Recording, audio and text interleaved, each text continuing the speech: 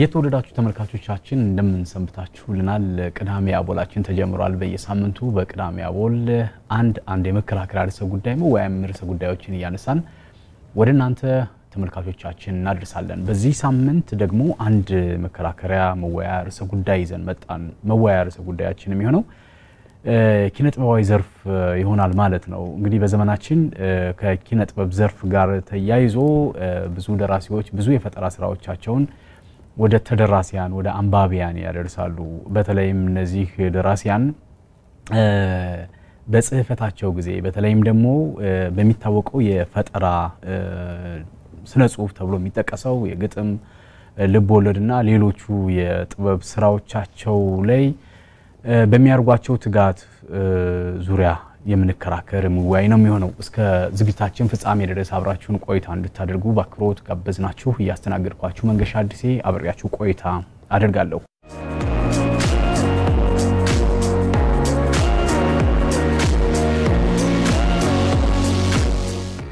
እንግዶቼ እዚህ መጣችሁ ለመወያየት ለመከራከር በመፍቀዳችሁ በቅዳሜ ቡና አቦልስም እጅግ አመሰግናችኋለሁ። የመጀመሪያው እንግዳይ እሱ ባለው ካሳ ይባላል። ገጣሚና ደራሲ ናቸው። ሁለተኛው እንግዳይ ደግሞ ስንታየው ስንሻው ይባላል። የኪነ ጥበብ ሰው ነው፣ እንዲሁ ገጣሚ ነው። ከዛ ከልካይ መምህር ነው። እንግዲህ አብሮን ቆይታ የሚያደርግ ነው የሚሆነው። በድጋሚ በጣም ነው አመሰግናችሁ እንግዶች። እስኪ ወደ ሐሳባችን እንነሳ፣ እንወያይ፣ እንከራከር በአንድ ጉዳይ። የሚታወቀው ፈጠራዊ ስነ ጽሁፍ ተብሎ የሚጠቀስ ስነ ጽሁፍ ምክንያቱም አንድ አይነት ብያኔ መስጠት አይቻልም። ብዙ በሙያው ያሉ ሰዎች ስነ ጽሁፍ ምንድነው ተብሎ ሲጠየቁ በርካታ ጉዳዮችን ያነሳሉ። ነገር ግን የሚታወቀው አእምሮአችን የሚያውቀው ፈጠራዊ ስነ ጽሁፍ የሚለውን ሐሳብ እናንሳ። በተለይም ግጥሞችን ልቦለዶችን እንዲሁም ደግሞ የዘፈን ግጥሞችም ቃላዊ ግጥሞችም እነዚህ ነገሮች እንግዲህ በፈጠራ ስነ ጽሁፍ ውስጥ ይካተታሉና ከዚህ አንፃር እናንሳ። ከዛ በፊት ጋሽ ሱቤ ስንት መጽሐፍ አለህ? ይቅርታ 5 መጽሐፍ 5 መጽሐፍ 5 መጽሐፎች አሉ። የቀኔል ላይ የስምንተኛው ሺህ ነብይ ገጽ 55 እና ሞትሽ አሁን በቅርብ ደግሞ የወጣችው ጠይም ፀሐይ የተሰኘች አገራዊ ጉዳዮችን የሚዳስስ መጽሐፍ አለኝ። 5 መጽሐፎች አሉ። ስንቴ አንተም እንዲሁ ገጣሚ ነህና ምን ያህል መጽሐፍቶችን ለተደራሲያን አደረስክልን? በግሌ አንድ መጽሐፍ ነው ያለ ሰኞና መስከረም ሚል። ከዛ በፊት ግን ለበጎ ዓላማ የዋለ የፍቅር ዋጋው ስንት ነው የሚል መጽሐፍ ሰብሰብ ብለን ማብረና ሳትመናል። ምናልባት በስሜች ትያዘልኝ። አዎ ርዕሱ ራሱ በጣም እየገረመኝ ነው። ሰኞና መስከረም ነው የሚለው መነሻ ምንድነው? ሰኞም እኛ እንደንትን ስራ የምንጀምርበት የቀን መጀመሪያም የአዲስ ነገር መጀመሪያችንም ሰኞ ነው። ከማክሰኞ ከሮብ ከሐሙስ ከዓርብ ከቅዳሜ ያለውን ከሆዴ ያስከውን ድብርትም ጥንካሬ ምንም ይዘህ የምትነሳው ሰኞ በአዲስ ነው። መስከረም የወራችን መጀመሪያ ነው። እኔም የመጽሐፉ ለራሴ መጀመሪያ ከሚል አንፃር ነው በዚህ ስም ይዤልዎት የፈለኩት። ስለዚህ የመጀመሪያ ስራ ነው ሰኞና መስከረም። ስለዚህ ስንቴ ሰኞ መስከረም እስከየ እንግዲህ የአማርኛ ቋንቋ መምህር እንደሆንኩ እናውቃለንና እንዴ እንትኑ ጋር የጥበብ ስራው ጋር እንዴት ነህ? እስኪ የተወሰነ ንገረን። አይ ብዙ ያው በመጽሐፍ ደረጃ እንትን ባለ ሞከክራለሁ። ግጥም ላይ የተወሰነች ነገር ጫርጫር ማድረግ አይቀርም እና ወደ ህትመት እንግዲህ ወደፊት አይታወቅም መምጣት አይቀርም። አዎ መምጣት አይቀርም በእርግጠኝነት። ስለዚህ ትንሽ እድሜ እየበሰለም ሲመጣ ነገሮች አይ ጥሩ ነው። የህትመት ዋጋ አታስበው እንደው መምህር ይቅርታ አትስበው። አይ እሱም አንዱ ነው። ባይዘው ማሳተም ብቻም ሳይሆን ለማንበብም ማህበረሰቡ እየተቸገረበት ያለው ጉዳይ ዋና ጉዳይ የህትመት ጉዳይ ነው። በቃ የመጽሐፍት ዋጋ በጣም ኖሯል። ስለዚህ ሰው አንባቢ ያልሆነበት ምክንያት አንዱ የዋጋው ማናር ነው። ለአሳታሚዎች ብቻም ሳይሆን ለአንባቢዎችም በጣም ፈተና ሆኗል። አዎ አሁን ያው ብዙ ጊዜም አንባቢ ያለ አይደለም የሚለው ራሱ ይላል። አሁን ሰዓት ላይ ግን የተሻለ ነው በያስባለሁ። ለማንበብ ብዙ ሰው ይፈልጋል። ግን ያው እንደተባለው የመጽሐፍት ዋጋ ደግሞ እየናረ ነው ያለው። ብዙ አሳታሚዎች ወይም ብዙ ደራሲያን ደግሞ ለህትመት የሚዘጋጁበት ሰዓት አይደለም። በተለይ አሁን እኛ እዚህ ነው ያለነው እንደ ባህር ዳር እንደ ክልላችንም ሆነ አዲስ አበባ ይሻል ይመስለኛል አንዳንዴ የህትመት ጉዳይ። እዚህ ግን አሁን የሚታሰብ ደረጃ ላይ አይደለም። በጭንቅ በመከራ ነው አሁን እኔ ራሱ አሁን የመጨረሻው መጽሐፍ የወጣሁት ፀሐይና ምንድነች ጠይም ፀሐይ ጠይም ፀሐይ ነው የፍቅር መንገድ ነው የሚለው ጠይም ፀሐይ የፍቅር መንገድ ነው የምትለው በአጋጣሚ ስላለስኳት ነው አልከፈትልኝ ብሎ ነው እንጂ ሄጄ ነበር። ለዛ ነው ሙሉ ዓለም ያገኘኝ። መልካም።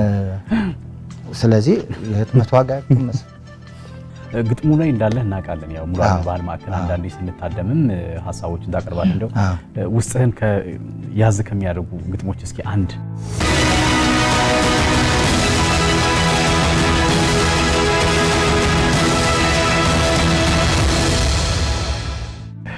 ቅኔ ነኝ ትላለች እሷ ምኗ ቅኔ እሷ ምኗ ግጥም ስድናት ኖብልናት እያደረ ምትል ግጥም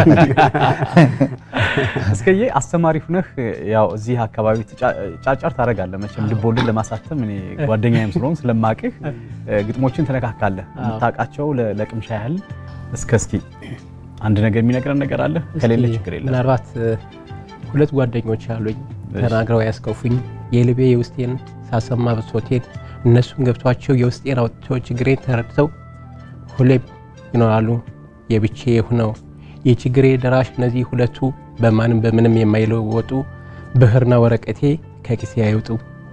ዋው በጣም እናመሰግናለን።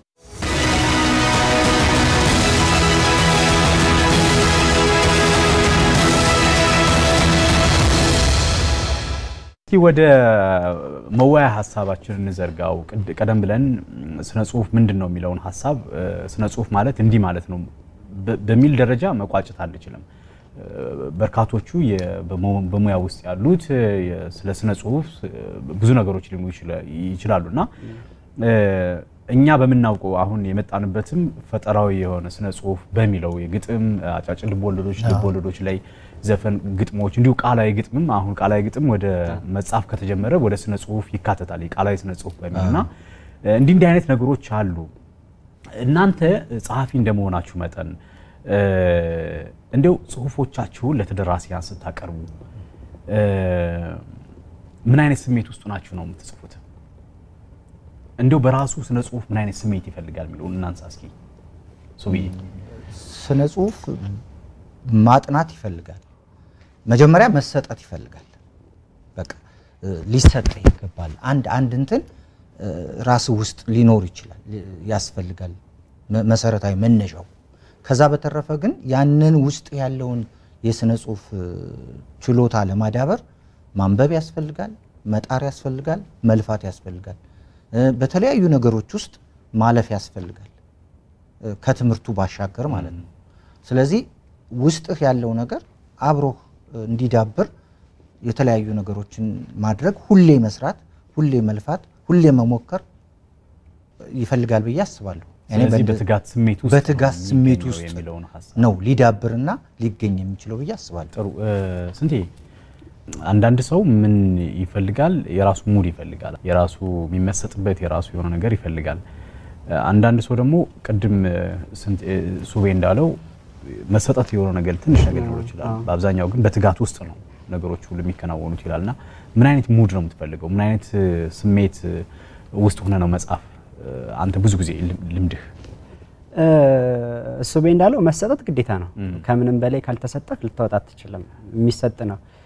ከዚያ በላይ ግን በጣም ትጋት ይፈልጋል። ራስን ማሻሻል፣ ማንበብ፣ አለመፍረድን በጣም ብዙ ነገሮች በውስጡ የሚያካትቱት ነገሮች አሉና ቅብጥብጥ ነው የሚያደርገው። በነገራችን ላይ የሆነ ነገር ላስተነፍስ ፈልግ መሄጃውን የሚያሳጣኝ የምሬን ነውና የሐሳብ ካልወጣ አላርፍም። ለራሱ የሆነ ስራ መስራት አልፈልግም ምናምና ቢያንስ ለመተንፈስ ያክል ወይ በስልክ ሪከርድ አደርገዋለሁ የመጣውን ሐሳብ ካለበለዚያ ደግሞ በወረቀት ጫርጫር አደርገውና መሰረቱን ይዘዋለሁ።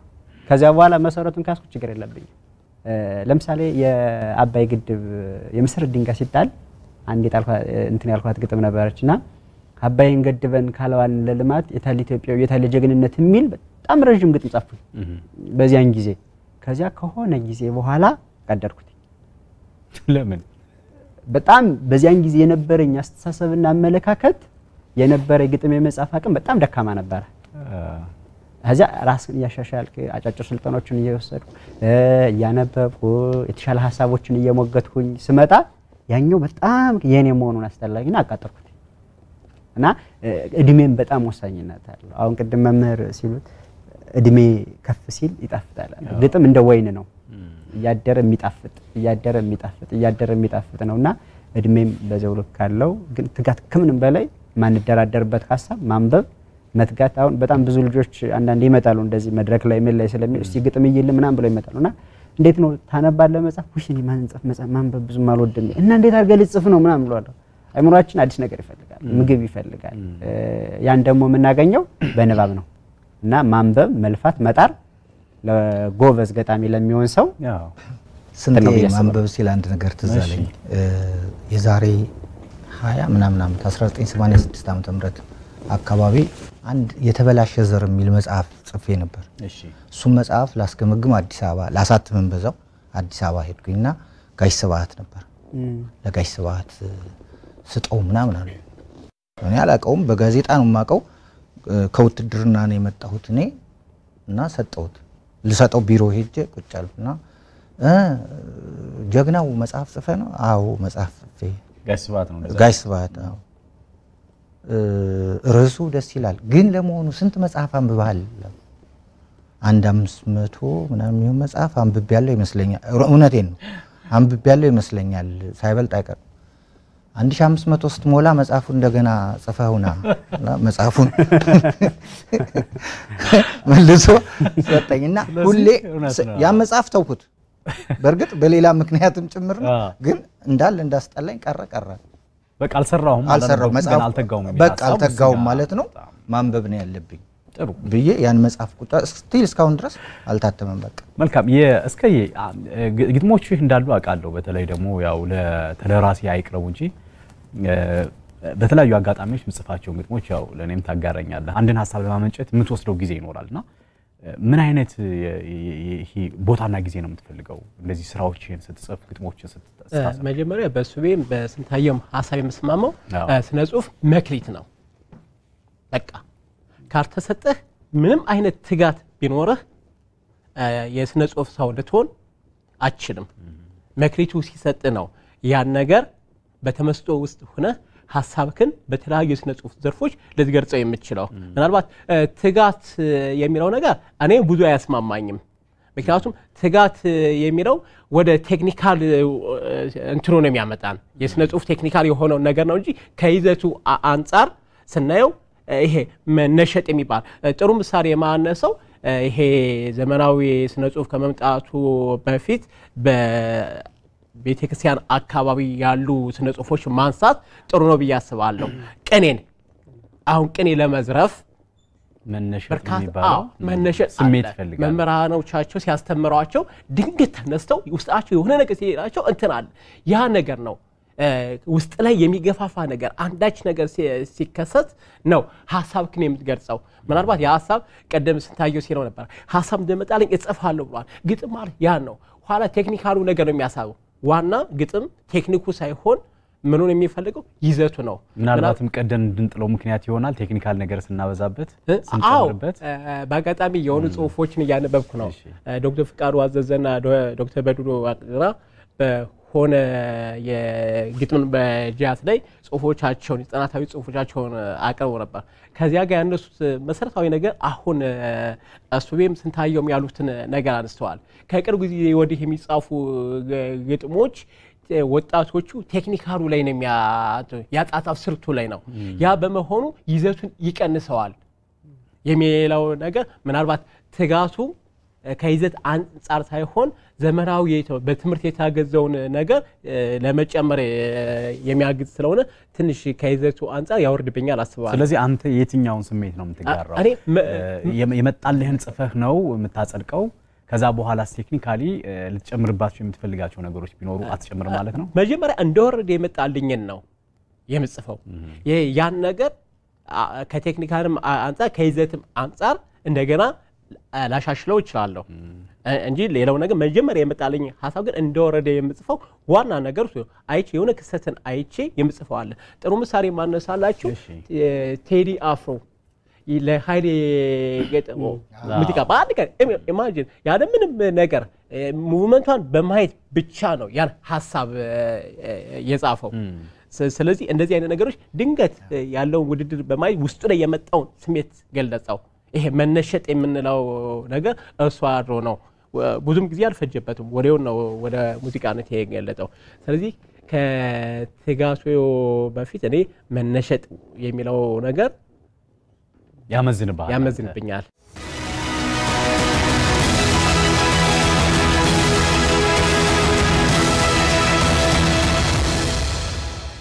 አሁን ይሄ ድንገት የምትጽፋቸው ነገሮች አሉ እንደዚህ አይነት ነገር እኔ ጋር አለ ቁጭ ብለን ስብሰባ መሃል ቁጭ ብዬ የሆነ ግጥም ልጽፍ ይችላል እንደውም አንድ ጥሩ ምሳሌ የሚሆን የነበርክ ስንቴ ባህር ዳር ከነማ ወደ ፕሪሚየር ሊግ ያልፍ ጥሪን የተጠራ ነው ግብዣ ነው የተጠራ ነው እንኳን ደስ አላችሁ ልንል እንሄድ ነው ግብዣ ነው እስክብሪቶ ሌላ ቀርቶ እስክብሪቶ አልያዝኩም በህይወቴ እንደዛለት እንትን ብያለሁ እና ቁጭ እንዳልኩ ቁጭ ብለናል እኛ ግብዣ ልንጋበዝ ምንም ነገር የለኝም ድንገት በቃ ዛ መሃል ስለ ባህር ዳር ከነማ ምናምን ሲወራ የሆነ ነገር ውርርር አረገ በቃ አሁን ከፌ እስክብሪቶ ይዛል አልኩት ከፍ ያለው ሸቴ ጓደኛችን አው እስክብሪቶ ይዣለሁ ወረቀትስ ቢባል እሱም ማንንም ያዛል ምንም አላልኩም በፊታችን ሶፍት ተቀምጧል ልክ ያን ሶፍት አነሳውና ማንንም ከጉዳይ አልጣፍኩትም ቁጭ ብዬ 13 14 መስመር አሪፍ ግጥም እና አነባዋለሁ አልኳቸው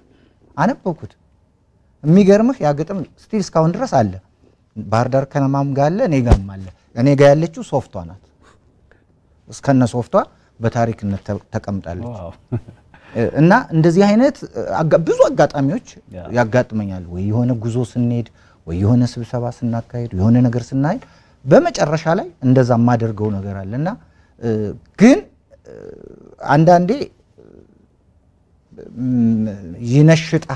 ይነሽጣል ውስጥህ ግን መጀመሪያ መክሊቱ መኖር አለበት እንደገና ደግሞ እነዚህ አይነት ነገሮች በእድሜ እየበሰልኩ ስመጣ ነው እነዚህ አይነት ነገሮችን ያደረገው ማለት አሁን ቀደም እንሸጣ ያልከ ነበርና እንሸጣ በራሱ እድሜን ይገድበዋል አይገድበውም አሁን እኮ ስንቴ ቅድም ብሏል እኔ አሁን የሆነ እንትን ሲመጣ ስራም አልሰራም ምንም በቃ ቤት ውስጥ ራሱ ያቅበጠብጠኛል ቤት መጻፍ ካልቻልኩኝ መውጣት ነው የኔ ደግሞ የእግር ጉዞ መሄድ ነው ወረቀትና እስክብሪቶ ይዤ መሄድ ነው በቃ ሄጄ መጨረሻው ስደርስ ጽፌስ ጨርስ ነው መመለስ ወደ ቤት የምመጣው ከዛ በተረፈ ሌሊት እንዲሁ ዝም ብሎ ድንገት ከመጣ በቃ አልጋ ላይም ሆነ ምንም ሆነ መጻፍ ነው ያ ይሄን ንሸጥ አካል ነው ሊሆን ይችላል ንሸጥ በራሱ መሰጠት ነው አይደል በሆነ ስሜት ውስጥ የሆነ ስሜት ሲኮረኩር ያ የተደበቀው የስነ ጽሁፍ እንትንህ በቃ ይወጣል ባይዘው ሌላም ልጨመር ገጣሚና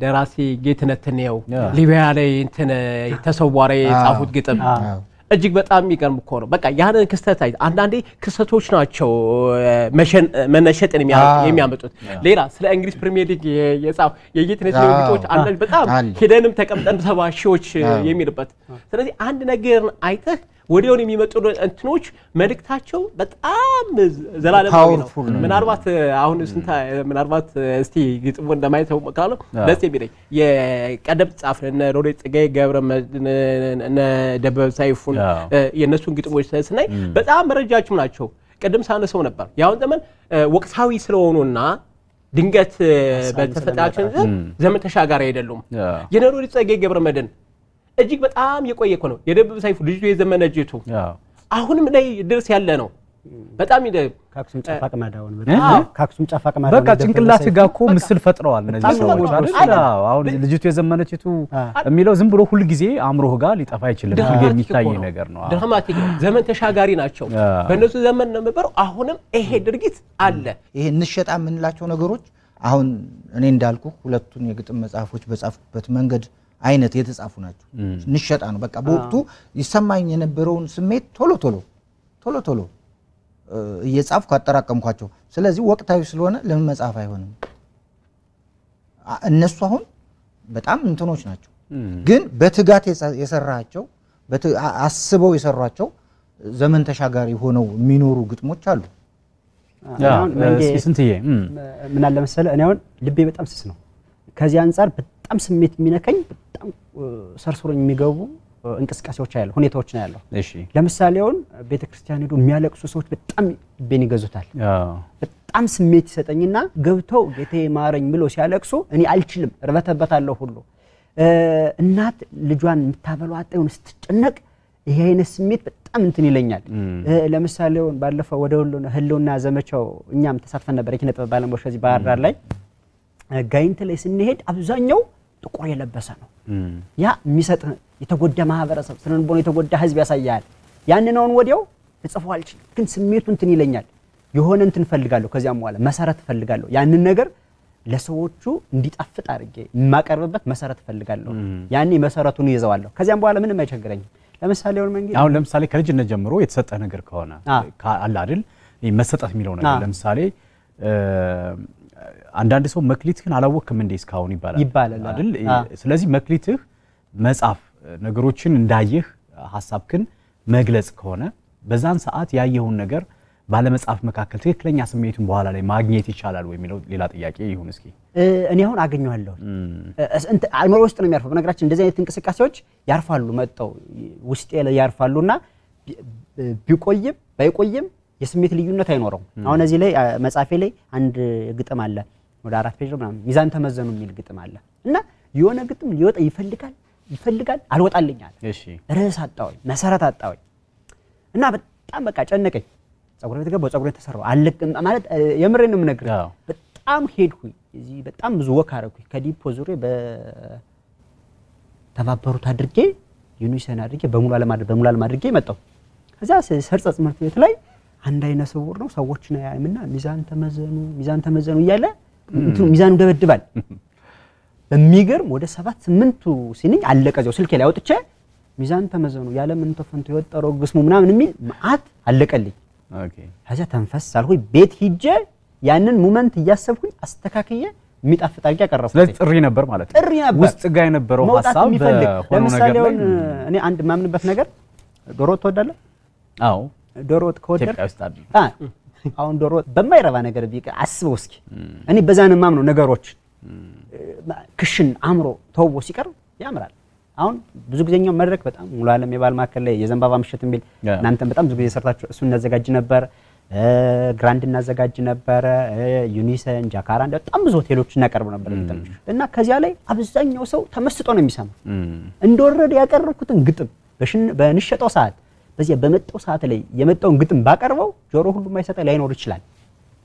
ወጣለ ቴክኒካሊ የሆኑትን ሲስተማቲካል በሆነ መልኩ አስተካክለህ ለሰው አሁን አንዳንዴ እኮ ማትወጣቸው ቃላቶች አሉ ግጥም ልታነብ ስትል አሁን ያን ማትወጣውን ቃላት ዝም ብዬ እንደመጣ ባቀርበው አንንም ብዙ እንትን አይሰጥ ስሜትም አይሰጥም። ቅድም ግን እስከዛ ያለው በቅድም አሁን እንዳልነው በንሸጣ የሚለው ወይም ደግሞ በሆነ ነገር መኮርኮር መነሳሳቱት የተጻፉ ጽሁፎች ኃይል አግኝተው በተደራሲያን ዘንድ ኃይል አግኝተው ተቀባይነት እንዳላቸው ያወራ ነበር። የጌትነትን ይሁን ያነሳ ነበር።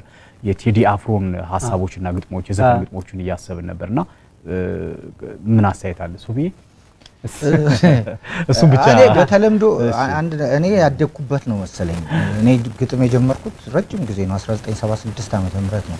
ወታደር ሆኜ ነው ግጥም የጀመርኩት እና እዛ ደግሞ ድንገት የምታየው ነገር ሁሉ የጀግንነቱም የሞቱም የልቂቱም እንትን የምታየው ስለሆነ እዛው አየር ላይ በእቺ ዝግኒ ቆርቆሮ ወረቀት በካርቶን እየጻፍኩ ነው የለመድኩት።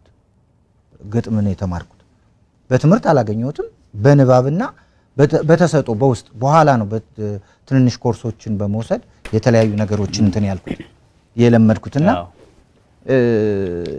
ድንገት ይነሽጣል ትጽፈዋለህ ያልፍልሃል። በኋላ ሐሳቡን ስታየው እኔ አሁን ሐሳቦችን የሚይዛቸው እንዳሰብ እንደ ኮረኮረኝ የሚይዛቸው ሐሳቡን እንዳረሰው ነው ያን ስሜት እንዳረሰው ነው። ያን ግጥም ባነበብኩት ቁጥር ወይም ያን ጽሁፍ ባነበብኩት ቁጥር ያ ስሜት ይታወሰኛል።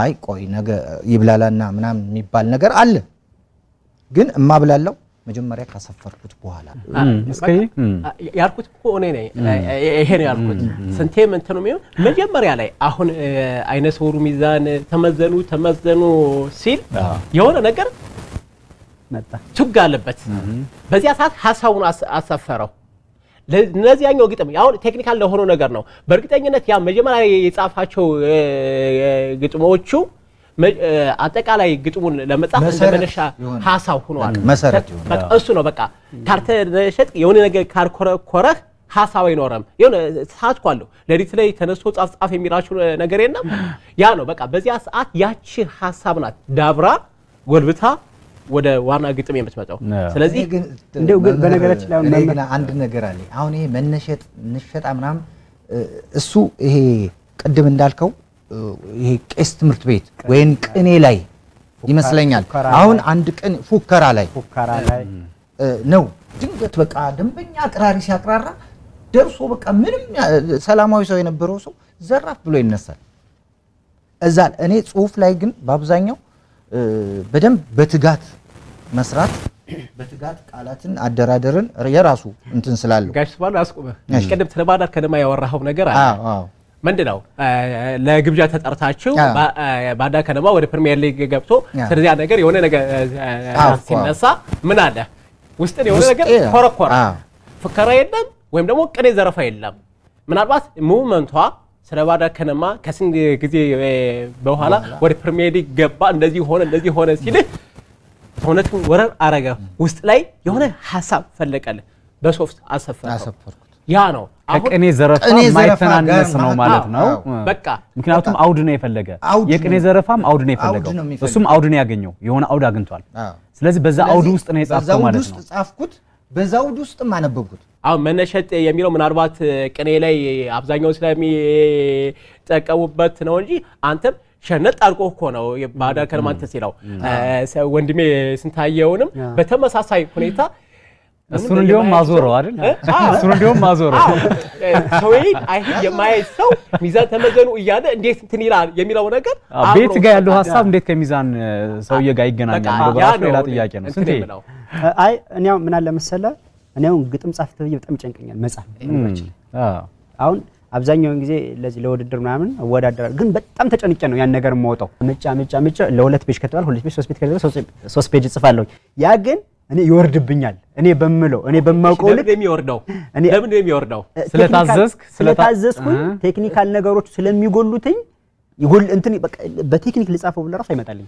እሱ እኮ ነው አብዛኛው ቀደም ያርኩት አለ ዶክተር በድሩም ዶክተር ፍቃዶ አዘዘም ያሉት ነገር አለ ያውን ጊዜ ጻፊዎች አብዛኛውን የሚጨነቁት ለቴክኒኩ ነው ለአጻጻፍ ስልቱ ነው ያ በመሆን ከይዘት አንፃር ብዙ ትኩረት አይሰጡም ነው አሁን ስንቴም ያለው እኮ ያን መስለኝ በታዘዘበት ጊዜ ለምሳሌ ባንድ ርዕሰ ጉዳይ ባንድ ሐሳብ ላይ ጻፍ ተብሎ ቢሰጠው በትክክል ሐሳቡን መግለጽ አልችልም ብዙ ነገሮች ይጎድሉታል ይሄ ማለት እስከዛ ያነሳው ሐሳብ ነው ቴክኒኮቹ እንትን ይሉኛል ነው ቴክኒኮቹ አይመጡልኝም ቴክኒኮቹ ብቻ ማለት ቴክኒኮቹ ብቻ ሳይሆኑ ሐሳባውን ግጥም እናነሳው ሐሳብ አለ ያ ሐሳብ ይቀልብኛል ለምሳሌ ራሴ እንዲህ ቢሆን ይሆናል በየምጽፈው ሐሳብ በጣም ለኔ ሰክሰስ ሆኖብኝ ደስ ብሎኝ እኔም ሳነበው ለሰዎችም ሳነብ ኮራ ጀነን ብዬ ነው ማለት በቃ አሪፍ ነው ብዬ ስለማምን ለምን መጀመሪያ ሐሳቡ መጥቶልኝ ስለጻፍከው ነው ሐሳቡ መጥቶልኝ ይሄ ይሆናል ወይ ተብላልቶ ስለተጻፈ ማለት ነው ከምንም በላይ ግን